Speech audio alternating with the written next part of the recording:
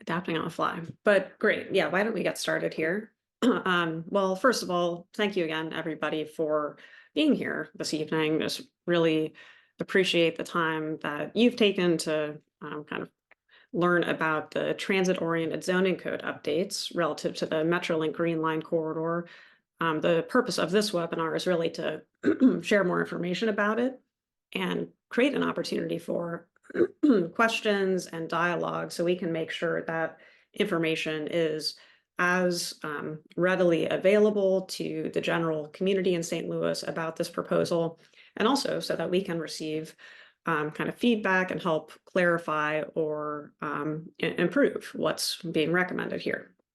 So our agenda for this evening, first I'm going to introduce the speakers that are involved in this webinar.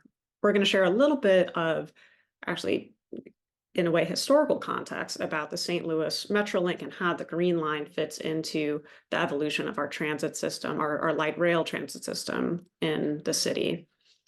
We're going to describe a little bit what even is transit-oriented development. We don't expect it's a term everybody is readily familiar with, and describe the role of zoning specifically within that before then getting into the specifics of the proposed zoning changes, and then share some kind of answers to questions that might be on your minds, and then also welcome your questions. So with that, I will introduce the speakers this evening. So I am Miriam Keller with the City of St. Louis Planning and Urban Design Agency, and joining me from PDA, which is Planning and Urban Design Agency for short, is Scott Ogilvie. Now, also joining us are the city's zoning administrator, Mary Hart Burton, who is, as her title implies, truly the expert on our city's zoning code and is an invaluable source of information about, for example, in this case, kind of how this proposed amendment would and wouldn't work. And then Michael Booth, who is joining us from HNTB, where he's the Director of Transportation Planning, and is part of the team that has been selected by Bi-State to assist with project management related to the Green Line. And so with that, I'll allow or ask Michael to kind of briefly describe his role on the Green Line project more generally. Thank you. So on the Green Line, as the program management consulting team, what we're doing is we are shepherding the project through from the design through the permitting and the funding and into construction over the next 5+ years. And we have done this with several transit projects across the US, from Seattle to Chicago to Indianapolis and in Milwaukee. Yeah, great. Thank you. So yes, really valuable context about the project in general and the role of land use policy in it. The next slide, please. So I wanted to, even before we jump into this, make sure everybody had access to the URL to a place on the city's website where we've posted a 5 to 6 page memo about the transit-oriented zoning code update we're describing here. So if you are interested and want to reference that during this presentation, please grab the URL here. Tried to make it as short as possible. And we will share this information again at the end of the presentation. You can also find it just generally looking on proposed amendments on the Planning Commission website. So with that, I will hand it over to Scott to provide context on the second point. Yeah, good evening, everybody. Thanks for joining. So before we jumped in and started talking about the recommendation regarding zoning that will be made to the Planning Commission, we wanted to go back and just think about the existing Metrolink system, how we got there, and the evolution of that system over multiple expansions and projects. So we go back 35+ years. Of course, there was no light rail system in the St. Louis region. It took a real regional effort, especially city and county at the time, to get the project going. And I think it's important to recognize that every one of these projects took a lot of teamwork across local governments, city agencies, a lot of coordinated work and a lot of collaboration and creative thinking with Bi-State and Metro Transit and various governments in the region to fund these projects. So the first line opened in 1993, something of a pioneer at the time for building new light rail systems in cities. The next year, it expanded to Lambert Airport, critical expansion, and into Illinois in East St. Louis. We actually have one of the only light rail systems in the country that spans 2 states. 1998, there was a second station added at the East Terminal at the airport. 2001, a very long extension through St. Clair County in Illinois opened. And then 2 years later, an additional extension to Scott Air Force Base opened. 2006, major light rail expansion, what was called at the time the Cross County expansion and now called the Blue Line, expanded into Clayton and then south into different parts of St. Louis County. And here's some trivia. That last station, which we usually call the Shrewsbury Station, is actually in the city of St. Louis. So it enters the city southwest portion again. Cortex Station, the most recent station to open, an infill station, was opened in 2018. And here we are today. So there's actually a couple things going on today. Some people may not know that a Metrolink expansion is actually under construction right now as we speak, from Scott Air Force Base to Mid-America Airport. But we here in the city, we are very focused on what has been called the North Side, South Side Metrolink expansion, and we are now calling the Green Line Metrolink expansion, which, as you can see on the map, that blue dotted line starts at the south end at Jefferson and Chippewa, travels north along Jefferson, along Parnell Avenue, where it branches off from Jefferson, then turns west on Natural Bridge, and ends at Grand and Natural Bridge at the southeast corner of Fairgrounds Park. So why are we here today? There was a really significant action that was taken in February by East West Gateway. They updated what is called the LPA, or Locally Preferred Alternative. And that just means, where the project is going to go. And it's important that the regional government incorporates that into their long-term transportation plans. And now that they have done that, we can really take coordinated actions at the local level, and we can dig into the project now that we know where it's going to go, and we can advance design and engineering and be working towards funding the project. So I think I'll turn it here over to Michael to go through the next few slides and talk about where the project is and our relationship between the project and the Federal Transit Administration. Michael. Great. Thank you, Scott. So just briefly on the East-West Gateway, on the locally preferred alternative vote, that was significant because as the Metropolitan Planning Organization, East-West Gateway is the keeper of the transportation improvement plan for the region. And the project itself needs to be adopted and amended into that plan in order to move forward and get federal funding. And federal funding is very important on this light rail project because you can get up to 60% of the cost of the project from federal share through a grant program. So let me tell you a little bit about the actual project that is real. And now we have a green line is what the name it will be for this light rail system. And these are some examples that we're showing you from Arizona and Minneapolis area. And then the one in the middle is more of a example one of Arizona.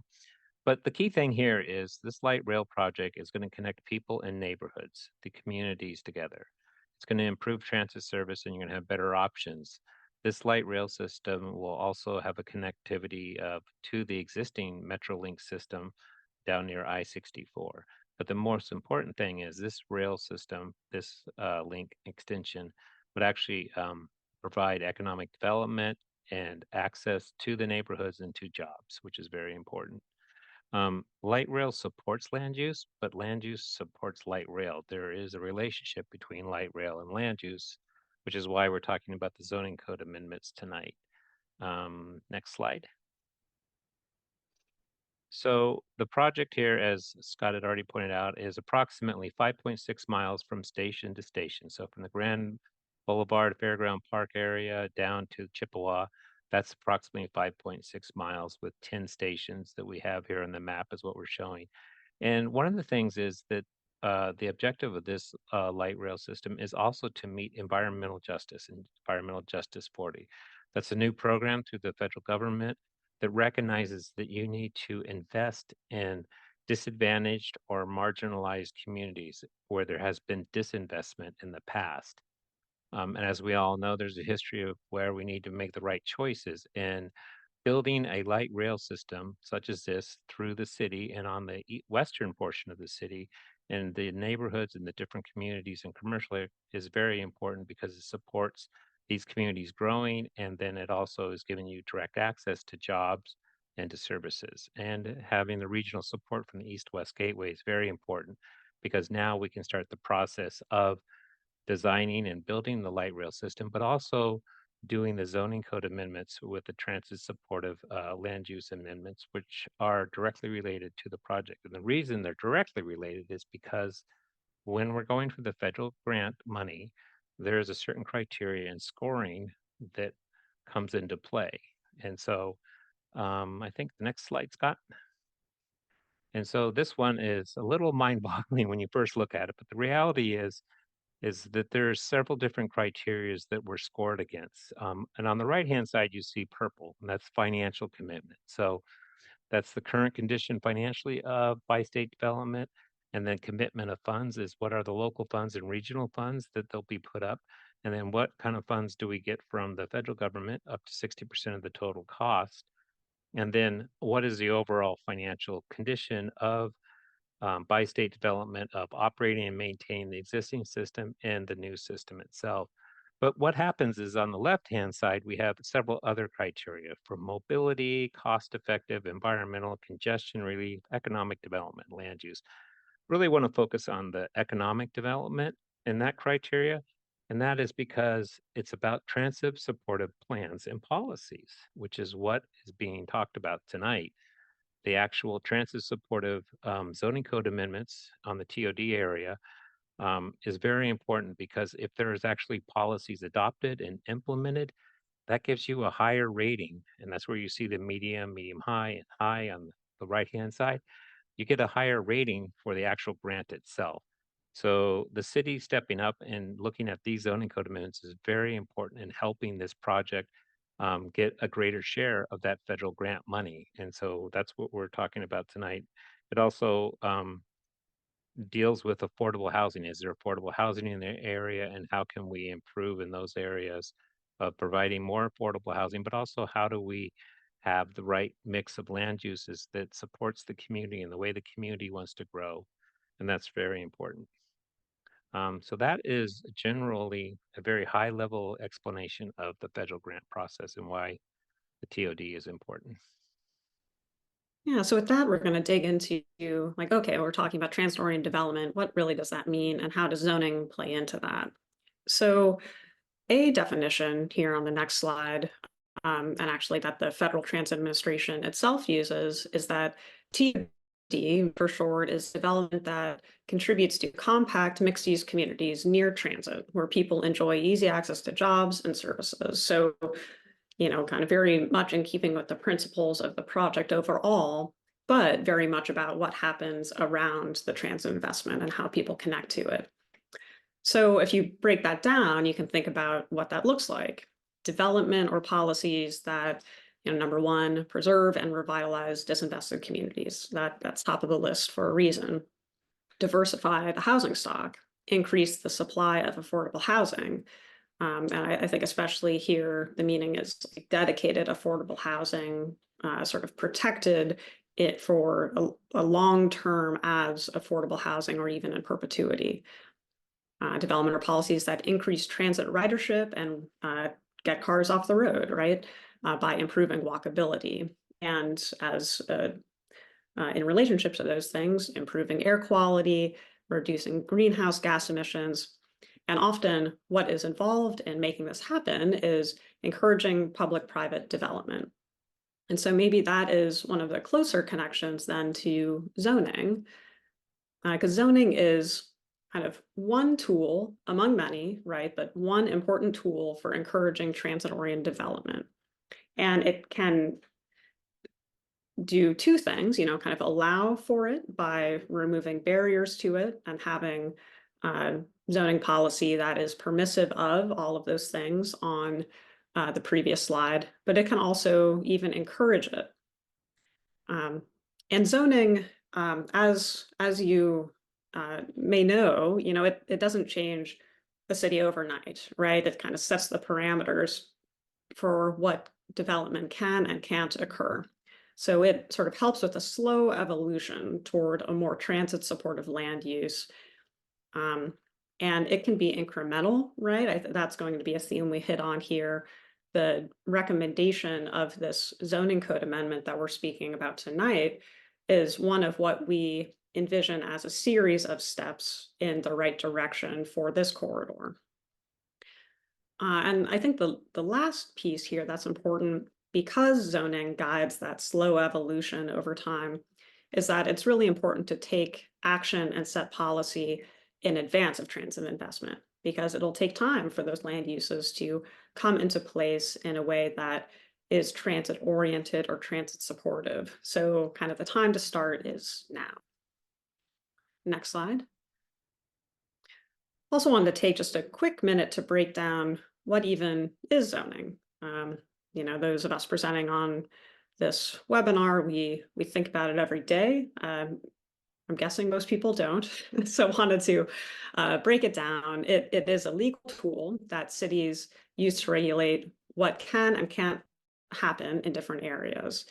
And the key components of that are use, so for example, can you build housing? Can you build commercial development? Can you build both? That kind of thing means use. Density, which is like how much of a given use can go on a particular parcel of a given size. Height and envelope. So height, just as it sounds, but envelope means kind of where can something sit on a parcel? Does it have to be set back from the property line or set back from the properties to either side, and so on? And then parking is a fourth component that cities often regulate through zoning. And you can either set minimum requirements or even maximum allowable parking for different uses or in different districts. Next slide. So there are kind of like two big pieces of what comprises zoning rules in a city. There's the code, or we also call it the zoning text. And that is the book of regulations that, and this is just a screenshot of our zoning code. You can see that right now we're looking at the regulations for the C multifamily dwelling district over in that left-hand side table of contents. And then in the body here, you can see things like use regulations. So what can and can't you do? Also conditional uses. So things you may be able to do under certain conditions and with certain permissions, parking regulations, height regulations, and so on. So that is the code. And then next slide, we also have the map, which applies those rules to different parcels in the city. So we were just looking at the zoning regulations for the C multiple family dwelling district. And now on this map, you can see in this kind of tan color where those rules and regulations are in effect. So you have the code and you have the map. And just wanted to provide that as a sort of level setting before we get into the details of what we're proposing relative to the green line in the very near term. Next slide. So here is a slide with a lot of information on it, but I wanted to share this to communicate a few things. Number one, that as transit planning in the region has been going, and as Scott described, it's a long process even of arriving at what is the line where we're going to submit a grant application for federal funding. There's a lot of planning, and alongside that has been looking at, okay, what would TOD look like in the city of St. Louis? So the city's done a lot of thinking about that.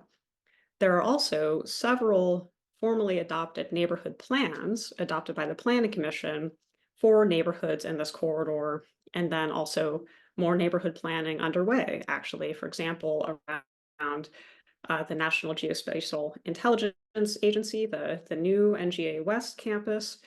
Those are called the Project Connect neighborhoods. We are, as some people may know, currently updating the city's long-range land use plan. The city will be embarking on its first citywide transportation mobility plan in generations.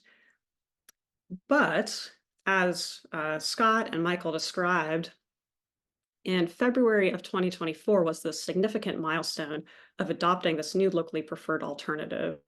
And then what that means is we can, with greater certainty, begin setting policy that aligns with that planned transit line. But then the federal funding opportunity that Michael's describing with those different evaluation criteria, that evaluation may begin as early as August of this year. So what that means is we have this kind of window, I'll call it a short window for near-term policy updates to take a step in the right direction. But there's also a lot of other planning happening, and we want to be sensitive to that. We don't want to make big decisions when communities are working very hard on developing a detailed vision for future land use and other issues in their neighborhoods. So we are taking, in what we're proposing here, what I would describe as sort of a modest step in the right direction. And as more of these plans are finalized and adopted, we will have a lot of time for ongoing opportunities for policy updates, taking those incremental steps in the right direction through our zoning policy and other policies related to affordable housing or supporting public-private partnerships and development and so on. So just want to frame what we're about to describe as kind of a first step of what we hope are a series of steps in the right direction toward a transit supportive policy framework. Next slide. So that was a lot of background information, but let's actually look now at zoning in the corridor around the proposed green line that was adopted in that LPA in February. So the map on the left shows half-mile radiuses around each of the 10 stations that were part of that adopted LPA, and then the underlying zoning districts. So, of course, it's a whole range of zoning districts. You can see a lot are actually B and C. B is our two-family dwelling district, and C is the multiple family dwelling district. Also, a good deal of F and G and H, which are generally, I would describe as kind of mixed use districts, and then also some I, Central Business District. That's basically our downtown zoning district, which is already quite transit supportive. And then a little bit, or some industrial and K unrestricted, especially in that old rail valley near the highway. So that's the breakdown of the zoning designations there today. And next slide. We also know, of course, that parts of the corridor have a great amount of vacancy. And what this map shows here is vacant property, including both land and buildings. And so these are some of the, really opportunities for allowing and supporting transit-oriented development in these these half-mile station areas. And you can see that most of that vacant land in this table that breaks it down is in the B and C multiple family dwelling districts, and then a little bit in F and G, which are those mixed use districts that you most typically find along commercial corridors like Gravois or Cherokee or St. Louis Avenue and so on. Next slide. And so with that context, there are kind of a few different ways that we could think about updating zoning policy. The first, and as you can see, this is what we're proposing to do in this very near-term step, is a zoning code change that says, hey, in these, for parcels that meet these criteria, and we'll describe that in a second, we want to change the rules. And in this case, change the rules to allow just a little bit more flexibility to do the types of things that are transit oriented.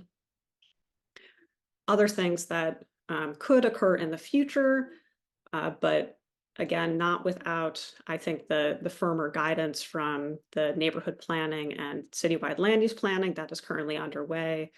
The zoning map change, which would kind of change the color on the map, right? So maybe we would want to say, hey, instead of a single family districts, we would say, actually, we want to allow for, a slightly denser or more intense residential district. That's not what we're proposing right now, but that's a type of zoning change. A third is an overlay district, and that creates very place-specific rules for properties within a specific boundary drawn on the map. That is something we're also going to explore, but again, not what we're proposing right now. Folks may be familiar with a couple of the overlay districts we currently have in the city. There are form-based districts, such as in the Central West End and Forest Park Southeast, and also special use districts, including one actually that touches on this corridor around the Green Line, around the NGA, and then several others, types and examples. And then a fourth type of zoning decision is a variance. And I just want to provide that in this context, but what that does is allow an exception to the rules, but just for a given specific parcel with kind of a specific set of conditions and constraints. And those are heard at the Board of Adjustment. So with that, I think Scott is going to describe exactly then what are we proposing right now for this Green Line corridor. Yes, so drum roll. Here we are. We've arrived at the recommended changes to the zoning text. So again, we are talking about a half-mile radius of the proposed stations. We use a half mile for a couple reasons. One, that is kind of the generally agreed upon distance that many people will walk to high quality transit. And two, that is the criteria that the FTA uses in most of their assessments within project corridors. They use a half-mile radius from stations. So the specific changes we are recommending to the Planning Commission. The first change on the left, reduction of required parking in zones B through H. And we're recommending a 25% reduction. That would apply to residential or commercial uses. I think many of us, the easiest way to think about this is typically residential uses because it's easiest to envision, what that parking looks like. And so this would basically kick in once you get to a building that has 4 or more units, and that would be in zones B through H. The second is minimum lot size. So that applies in a couple ways. In some areas where you just have one dwelling unit per parcel, that just means that the parcel size can be smaller than zoning currently allows. And we'll point out that we actually have many parcels in the city that have homes on them that are smaller than the current minimum lot size. And that is primarily because much of the city was subdivided and developed prior to the adoption of the current zoning code, which primarily dates to the late 40s and early 1950s. And within this corridor, really most of the development and the built environment predates the current zoning code. And so I think, as Miriam alluded to, these changes probably mirror what's actually out there in these neighborhoods, in your neighborhoods, even more than the zoning code today does. So that'd be a 40% reduction in lot size.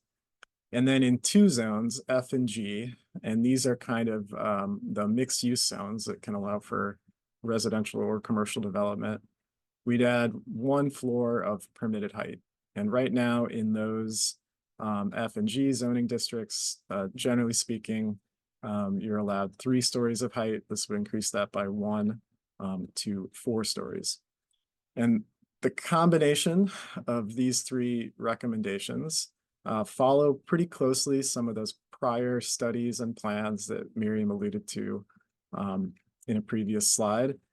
The city, East West Gateway, the Metropolitan Planning Organization, and Metro Transit, we have all kind of multiple times looked at appropriate transit-oriented development policies.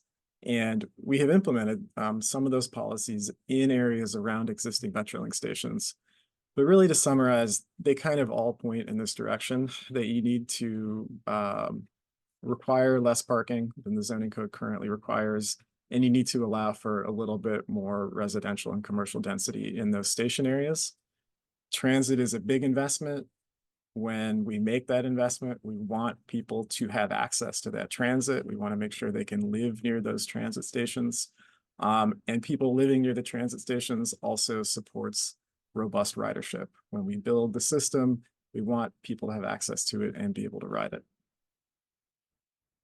So here's another way of depicting where these zoning changes would apply to. As you can see, the parking and the lot size are in the zoning designations from B through H, and that height increase is just in the F and G designations. And I'll point out that our current zoning code has a little bit of an awkward jump in height from 3 stories in basically, Mary will correct me, but 3 stories from C through G, and then it jumps to 8 stories in H. So this provides a little bit more of a gentle transition in the F and G districts. We've spent a lot of time in the office doodling what these changes actually mean on the ground. So here's kind of a representative parcel. In this case, the primary street is in fact Jefferson Avenue. And so we just sketched out a kind of a maximum level of residential development or mixed use development, how many housing units would fit on the parcel today if it were fully built, and with that structured parking in the rear. And right now you max out at 18 housing units, and that's really because of the restrictions applied by the current zoning code. With if these proposed changes were implemented, that would be increased to 29 units. So it's an increase of about 33% on this parcel. And that's mostly accounted for, of course, by the additional story of height, slight reduction in the land area required per parcel, and the reduction in parking. And so this is kind of a development scenario of a relatively larger parcel with ground up development. That's kind of what we're making the assessment on. But of course, we want to emphasize that this is really a modest approach in the sense that it's not really changing what the built environment is going to look like for any of the existing buildings that are out there. And Miriam, back to you. Yeah, great. So with that, I just want to remind people that there's a longer write-up of this online. I know we covered a lot of information quickly, but that information is available. But now we want to jump to Q&A. And while you're thinking about questions you have, I want to hit a couple of questions we anticipate people might have. And this will be a really quick hit. So the first FAQ, do any of these changes restrict what property owners can do in the corridor? And the short and accurate answer is no. Actually, all of these changes grant additional flexibility, no new restrictions. Now, the second FAQ is, do other regulations that are in place, like with local historic districts or other overlays, are all of those still in effect, or would they be if this zoning change went forward? And the answer is yes, that this change wouldn't impact any of those things. And the third FAQ, would this rezone any property? And I actually already hit on this. No, that's not what we're recommending right now. Again, with all this planning work underway, we want to take a modest step. So all properties in the corridor sticking with the zoning designation they currently have. We're just adjusting slightly the rules that apply to those different districts. The fourth FAQ, do these changes have to do anything with tax incentives? The answer is no. Any new incentive plan would have to go through the standard incentive process, which is, for all intents and purposes, separate from zoning. Then there's two more FAQs. This is a question we've actually received a couple of times, and for good reason. What is being done to mitigate potential displacement pressures on existing residents? Of course, with new development can come rising property values, which could lead to rising rents and higher tax bills. So, there are kind of a couple of answers, and I'll admit these are incomplete. I think there's more we can and should think about, but here is some information. That number one, allowing some additional density can help a little bit on the affordability side. If we really restrict what people can do, that's going to just really drive prices up. And people can write a whole dissertation on that. I know that's a complicated subject, but evidence points to density is a help. A second point is tax abatement through a redevelopment plan that was recently approved by ordinance is now available to existing homeowners in some areas, and this is particular in the northern part of the corridor. So what this means is basically that if current residents spend, I think it's $2,000 or more on improvements in their property, they can have get access to tax abatement. So that can take off the pressure of rising property values in terms of tax bills on existing homeowners. I think a third point is that there is actually some affordable housing development underway in these station areas. So that will expand the supply of affordable housing, which is a benefit to this challenge. And then finally, like I indicated, I think we are continuing to explore additional potential policies. Zoning is just one piece of the puzzle for how we can shape land use in this corridor. Okay, one more FAQ. Do these zoning changes conflict with the existing or historic character of neighborhoods? And I think the honest answer is no, that these changes actually make it easier to develop buildings that are quite a bit like what is there or what was historically there. Scott kind of hit on that question earlier. So with that, enough talking for me. If we can go to the next slide, thank you again, everybody. We have this survey up where, in addition to questions you ask here, comments you share, you can also, and we're going to keep the slide up, fill out the survey or send written comments directly to myself. There's my email address. But with that, I think we should open up Q&A. And as a quick reminder, this session is being recorded, so we can share it with people who couldn't make it tonight. But I think the plan is for everybody to use the raise hand function, and then Scott can unmute you, ask your question, and maybe also share your name. And if you're representing an organization or affiliated with one, let us know, and we'll do our best to answer. And while people are thinking of questions, maybe we should just mention process. So we, city staff, make a recommendation for this zoning update to the Planning Commission, which, as you can see, meets next Wednesday.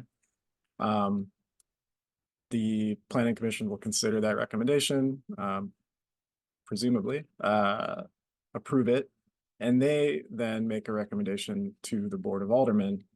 And this would have to be enacted through the regular legislative process at the Board of Aldermen. So it would become a board bill.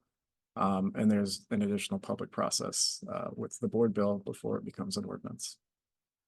That's right. So feedback we received tonight and through the survey will be part of what's shared with the planning commission next week. And then we're also going to share all of those comments with the Board of Aldermen, assuming that these changes or a version of them are recommended by the planning commission to the Board of Aldermen. I am not currently seeing any hands up, but if anyone listening has a question, please click the hand up button and okay, here comes some. All right, Sam, start with you. I think you'll have to unmute yourself. Yep, Hello, can you hear me? we can, thank you. Awesome. My main question was just how can I as a resident of St. Louis best support this? Because it all sounds pretty great to me. I love the idea of transit-oriented development, but how can I best help, I guess? Yeah, I think the first opportunity would be the survey. I think the next opportunity would be to either join for the planning commission. That this meeting will involve a formal public hearing, so you could participate in that, of course. Or you could, if that didn't work or wasn't your preference, you could submit a written comments or a written letter of support prior to that meeting, which we'll share with commissioners. I think subsequent to that, the same as any legislation, if residents have an interest in legislation before the Board of Aldermen, it always makes sense to contact your alderman with a supportive note, or you can provide testimony typically at the committee meetings that they hold on specific board bills. Elaine.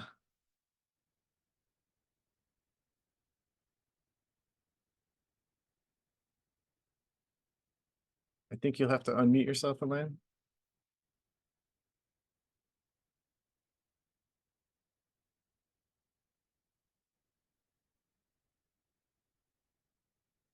Okay. All right. Sorry. Elaine Laura. I'm a member of the DeVille now. Sharon Tyus is my alderperson. And I had a question with the lots, the sizes of the lots changing. I wanted to replace a porch where I shared a gangway with the neighbor. And I, according to the system put in place, I needed the neighbor's permission because our homes were so close together to switch out my porch. Will that be changed because the neighbor didn't like me? It was a major headache. And the alderperson at that time, Sam Moore, reached out on my behalf. But when the homes are close together and the rules say that you need your neighbor's permission, that can hold up a project. Yeah, I think maybe Mary Hart Burton could speak to that one a little bit. You're muted, Mary.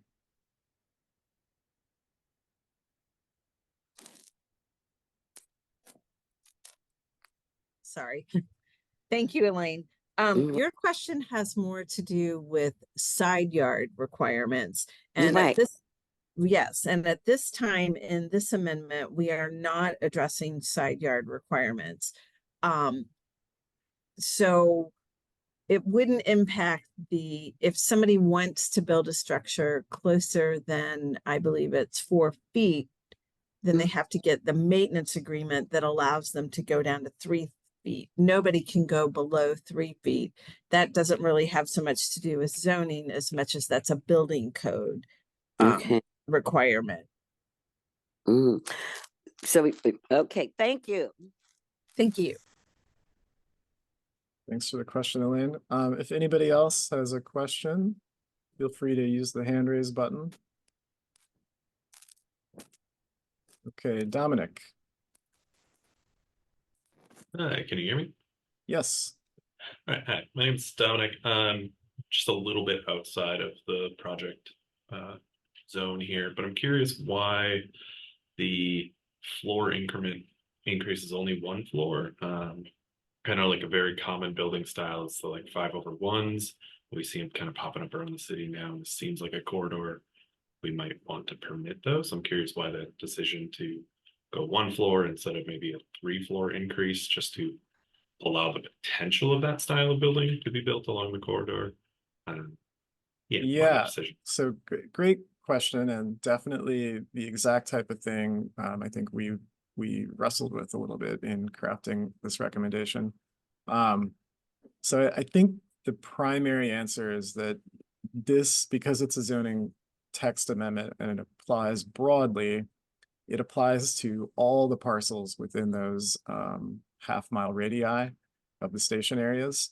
However, and I'll let Miriam speak to this, I think there's definitely the potential for a more detailed analysis going forward, which might provide more gradations like directly on Jefferson or immediately adjacent to station areas. But Miriam, you want to say more about that?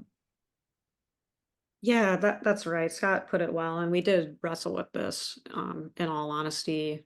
So I don't know if it would be simple to like flip back to the zoning map. There are a good number of F and G parcels that are, that full half mile from a proposed station or a planned station in these corridors. And while I'm personally of the complete agreement that allowing uh, more height and more density ultimately in close proximity to stations is a very appropriate policy, because we're doing a text amendment here, we can't have that kind of parcel specific approach. And looking at the context of some of those F and G parcels that are a distance from the stations, we thought that more than 4 stories, kind of as a flat allowance, would actually not be very well in keeping with the character. Now, like I mentioned, we do want to come back kind of with a second bite at the apple here once more the neighborhood planning is kind of clearly envisioned, and once we have the updated land use plan, to do something like a form-based code that could establish kind of more specific districts within this geography. So we would have the ability, for example, right around a station to allow quite a bit more height and then taper down to the edges of these half-mile radii. So I suppose that's my effort at answering that question, but we did wrestle with this. Yeah, I think that answers the question of this. It may come in a kind of second phase, and not at this time. Cool, thank you all.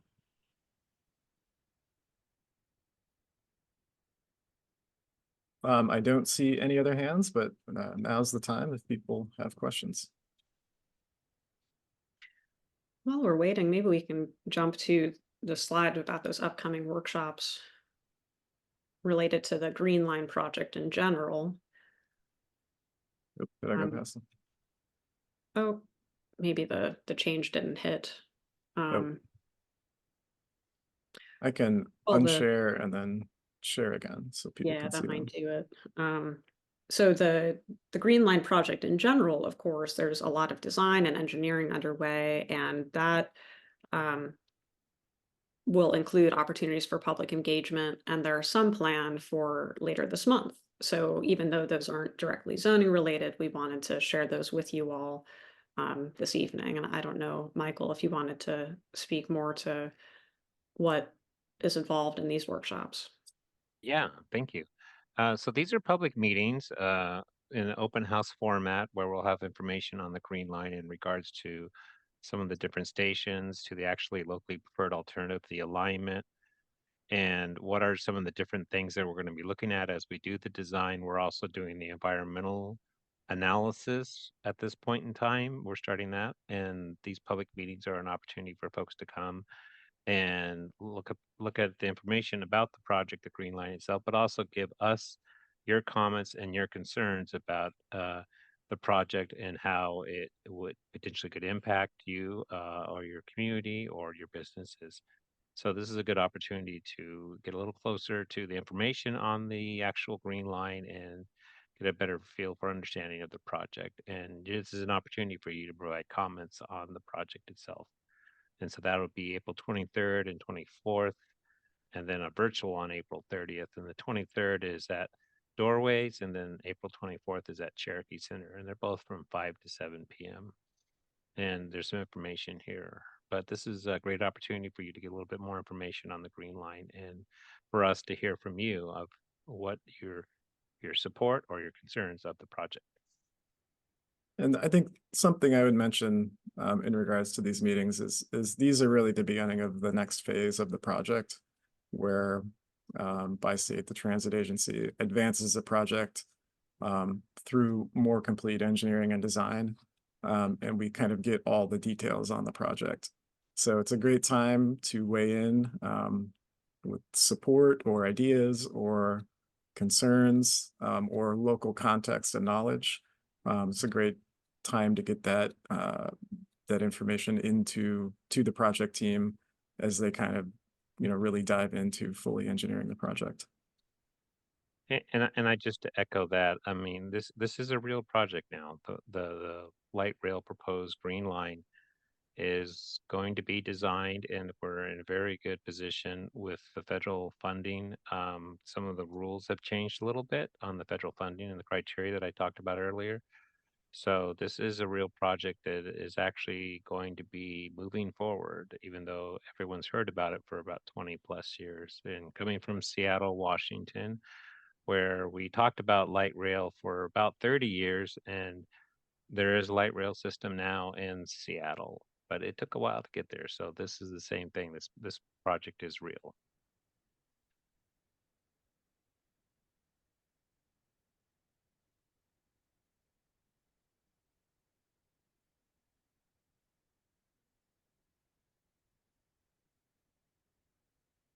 And that's all I got for right now. Unless someone has a question. I had a question. I was trying to raise my hand. Sure, go ahead, Elaine. Okay, thank you. So I'm a member of Fairground Park for All, and I was wondering, so they about 3 years ago they put in the concrete barricades on a natural bridge starting at Grand, and it kind of reminds me of a concrete jungle there. With all that concrete. So with the light rail going in, is it going to be similar to the design used at the Cortex? There's going to be the overhang, and will this infringe upon the park's boundaries? Yeah, great questions. So to the first question, the project is not really designed to the degree where we can speak to exactly what each section looks like, other than to say it's a street running light rail project. And there's some kind of basic parameters on, physical dimensions and location. But the project is moving into that phase where all those real design and aesthetic considerations are really important. So I think the project team wants and needs to hear from people who live nearby to fully consider and appreciate what their ideas are for the project. The second question about Fairgrounds Park, no, I don't think there will be any direct impact to Fairgrounds Park within the boundary of the park. The project will stay within the right of way and outside of the park. There'll probably be some construction kind of at the corner of the park, but the project itself is not going to be in Fairgrounds Park. And a third thing I would say is a different project, but one that we are really excited about is the reconstruction of North Grand, which is a combined city partnership with Great Rivers Greenway. They have really tremendous design for North Grand to really reimagine that street, fully funded, coming soon, and a lot of really you described Natural Bridge as a concrete jungle, a lot of really nice design features in North Grand that'll look beautiful and should be a great project. Well, that's good to hear. I was just wondering, so this is going to be in the middle, going down Natural Bridge. So entry levels, people will walk across from the sidewalk to the platform. Well, but it's street level. So that walkway, is that going to be where the stoplights already are, or what? Yes, up?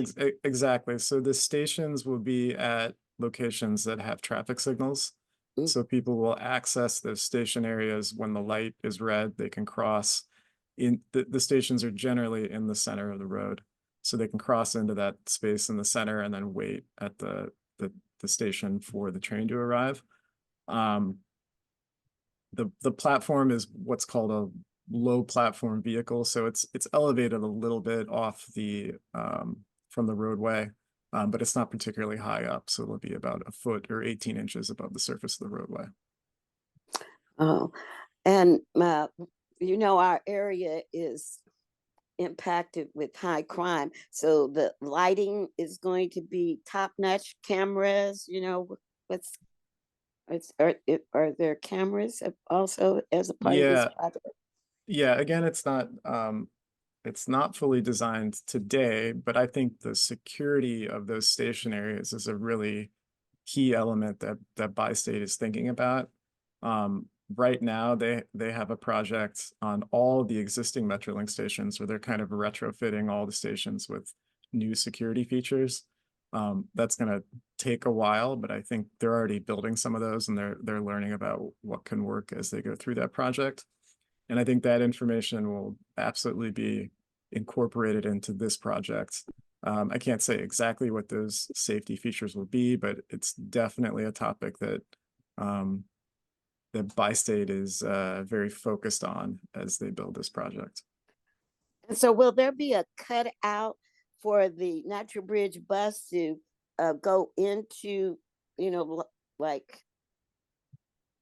or how could you, how will you depart the Natural Bridge bus if suppose you came from Parnell or Jefferson and took the bus to the station? Is there going to be a cutout for the bus to go in there? Or would you have to be crossing at the light also? I'm not sure I can speak to that directly yet since it's not designed, but there will definitely be a place to transfer from the bus stop to get to the transit station if riders are making that transfer. Okay. Well, it does sound like a great plan. One of my neighbors on Clarence, she got a job at Panera way out in West County, and she had to quit. She didn't have transportation, no connection to the Metrolink, and for a teenager without a car, the neighborhood tried to be of support, but we could not long-term commit to picking her up and taking her to work. Yeah, it's a great point. Transit or transportation access is a really key element in connecting people to jobs, and that's one of the big priorities of the project. Audrey, I see you have your hand up.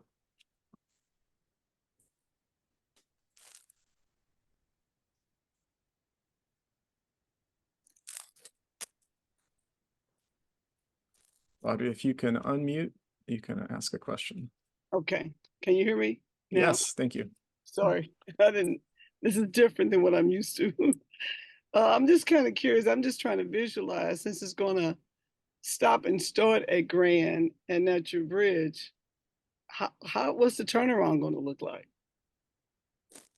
How did the train cars themselves turn around? Yeah, since you're gonna stop at Grand, then how do you? Yes. Yeah, that's So Michael, if I get this wrong, jump in, but they'll be able to go a little bit past that station, and there's the tracks make kind of an X shape, and they can switch over tracks. They don't have to turn around in a loop. They just pull past the station, the tracks shift, and they can move to the other direction on their return trip, essentially. It's a little hard to describe it. It doesn't require a big loop where they're going around the block or anything Okay, like so that. it's like they're going forward and then they can go backwards when they switch over. Exactly, yes. Okay. I was just trying to visualize that, especially with all the concrete, you know, in the middle. And I guess I'm just curious as to why stop at Grand while it could connect. Is there any thought connecting the UMSL, I guess, is the next closest link? If someone needed to go out that far, is that somewhere down the line, or this is? It just seems kind of odd that it's gonna stop right there at a main thoroughfare and go back around. Right. So I think everybody here would love to see what we'll call the full build one day. I think this is phase one. The project length is something that is being designed so that the project can be funded and can be competitive for that FTA funding, as Michael mentioned. I will say though that right now, St. Louis County, in collaboration with the city, is thinking along the lines that you mentioned, thinking about what would a next phase look like, what route would it take from Grand and Natural Bridge up to UMSL or up to Florissant Valley Community College. So there is definitely some desire on St. Louis County's part to keep thinking about the project and how it could be extended west and north. The city, you know, we authorized a tax increase in 2017, the voters did. So we're a little ahead in planning and project funding. But certainly in the long run, and you know, these projects can take a long time. In the long run, there's certainly potential to continue west and north. Okay, I'm just trying to visualize it. It's just especially with the Greenway, because I've been part of the Greenway Advisory Group just to see how that's going to impact people walking into a fairground park.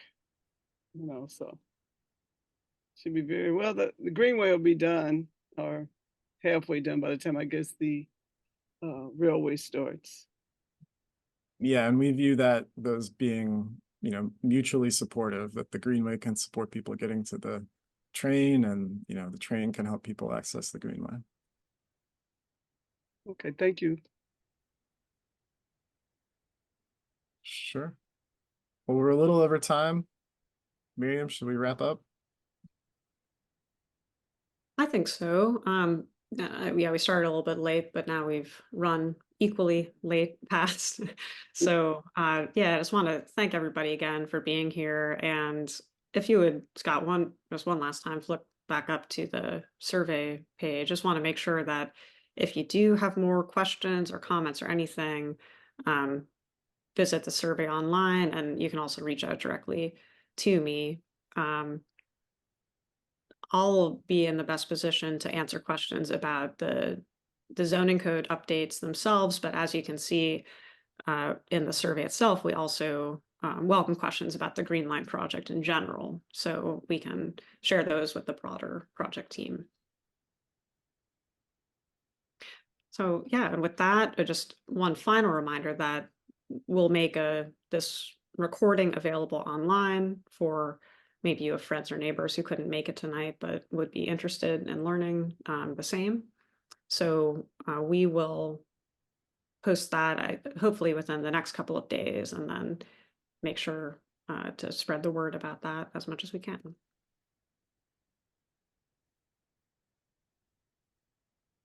Okay. Thank Thanks, you. everyone. Good night. Take care. Yeah, thank you. Good night, everybody. Good night.